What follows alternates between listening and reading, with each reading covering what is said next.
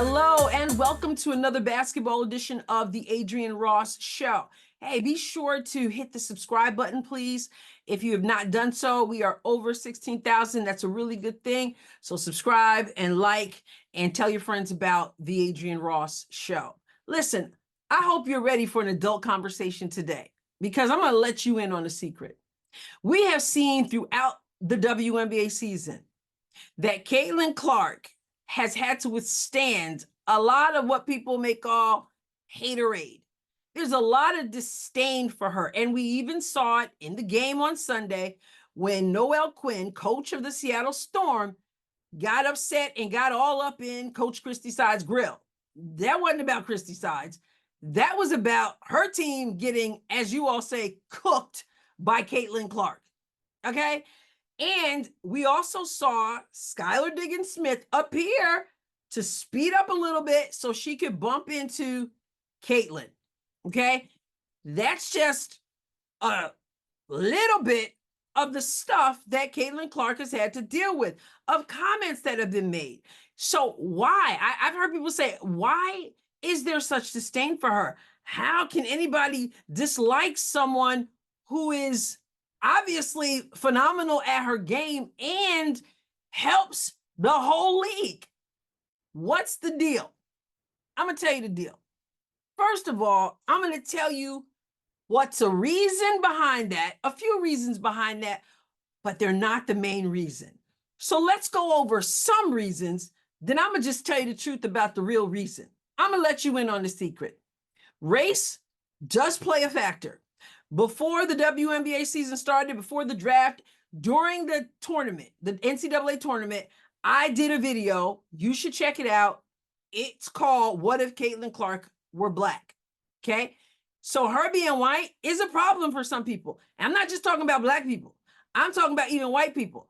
In that video, I talked about a USA Today writer, Lindsay Schnell is her name, and how she said a white person should not be the face of the league. It should be a black person.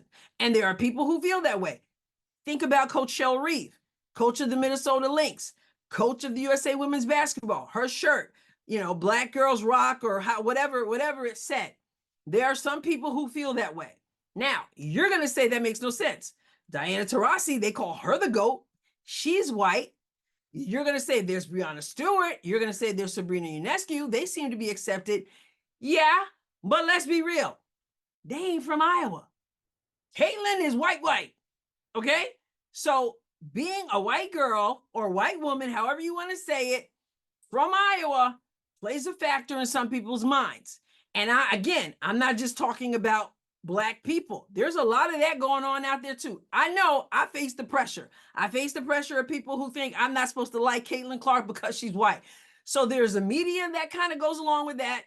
There's some players that go along with that. There's some coaches that go along with that. And still, that's not the main reason. There's also the fact that these women, many of them, coaches and players, are straight up jealous of Caitlin. And I shouldn't even say just women, because there are men coaches too who play a part of this. And there's a jealousy that she gets an attention that they never got. We've heard NBA players talk about it. We've heard former NBA players talk about it. We've heard podcasters talk about it. There's a clear jealousy that some of them have of the attention she gets, in spite of the fact that they all benefit from that attention. That's still not the main reason. There is the fact that she came along in college and broke many records of some of the people in the league and some of the people they love. And who is she to come in and just cook, as you guys say? That's a part of it too. That brings up some disdain. And think about Cheryl Swoops even. Remember how Cheryl Swoops said that Caitlin Clark was in her 5th year and that she was, I don't know, didn't she say she was like 25 or whatever age she said? She was wrong. Now she's got to backtrack. Now, that's not Caitlin's fault that Cheryl didn't do her homework, but Cheryl's a legend. And so, you know what? People don't like it. That Caitlin Clark's story is what made Cheryl Swoops look like she don't know what she's talking about, because she didn't. But even that's not the main reason. I'm going to tell you the main reason. And to do that, I got to take you back to this comment before the season even started. Do you remember this? Look, SVP, reality is coming. Okay. There's levels to this thing, and that's just life. We all went through it. Of course. And you see it on the NBA side, and you're going to see it on this side, where you look superhuman playing against 18-year-olds, but you're going to come with some grown women that have been playing professional basketball for a long time. You remember that? That is what the GOAT, Diana Taurasi, had to say about Caitlin Clark and other rookies coming into the league. And whereas she wasn't all wrong in what she said, she laughed about saying it. She sort of, it was extremely smug. And, you look superhuman going against 18-year-olds and all that stuff. And what has happened? She's lost to Caitlin Clark 3 times in the season and then also in the All-Star game. Okay, here's the deal. We talked about how all the teams at the beginning of the season started out putting defense on Caitlin Clark like we've never seen another player endure at all.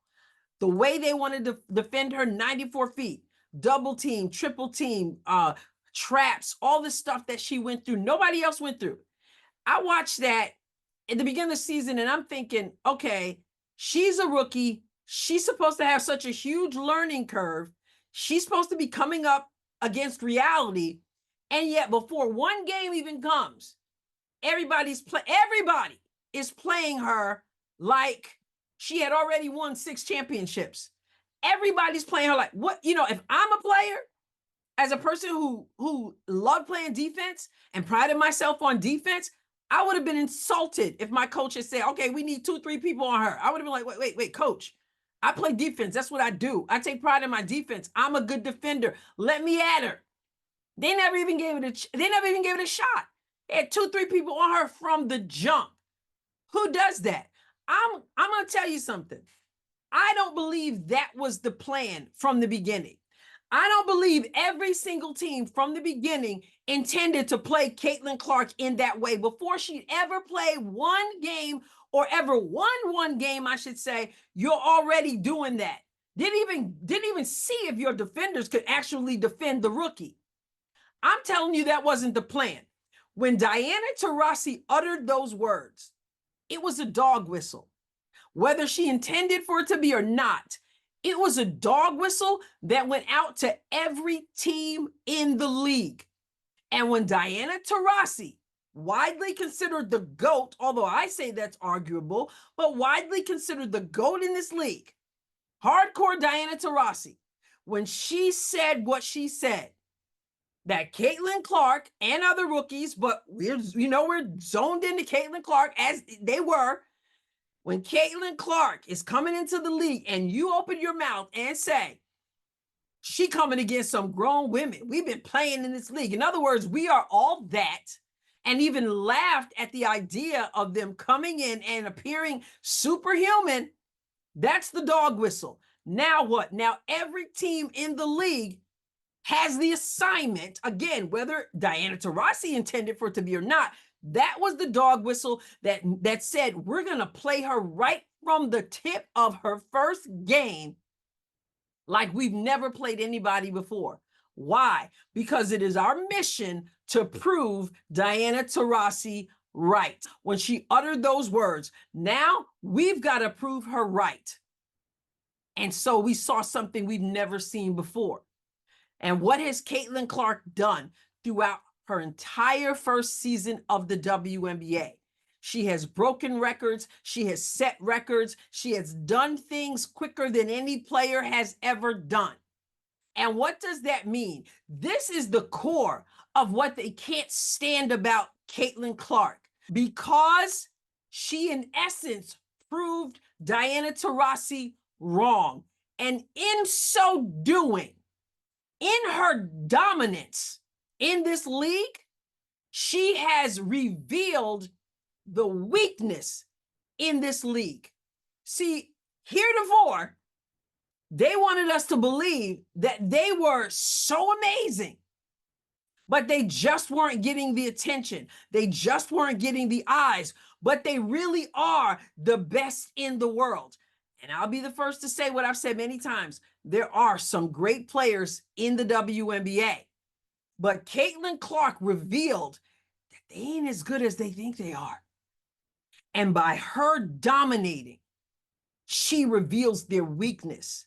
They pride themselves. These are the best players in the world. We are amazing. And she's got to come up against us. And she came up against them and they threw everything at her. And she continues to break their records, to exceed expectations, and to do it with incredible flair, and therefore continue to get attention. And they can't stand her because her success looks like their failure, looks like they're not as good as they want us to believe they are, which is another reason they didn't want her on the Olympic team, because she just might shine. And if she shines and outshines them, once again, she unveils the truth that they're not as good as they want to believe they are. That is, ladies and gentlemen, the secret to why they can't stand Caitlin Clark. It's why. It's the main reason why. Because the whistle, the dog whistle was put out there. Everybody stepped up to attention. Everybody fell into line with the script. And everybody has failed, including the dog whistler herself. Not once, not twice, not even 3 times, but if you count the All-Star game, 4 times. And we wonder why they can't stand Caitlin Clark. She has, in essence, revealed them to be frauds. And nobody wants to be a fraud. The dog whistle was there. They grabbed it. They went to work with it.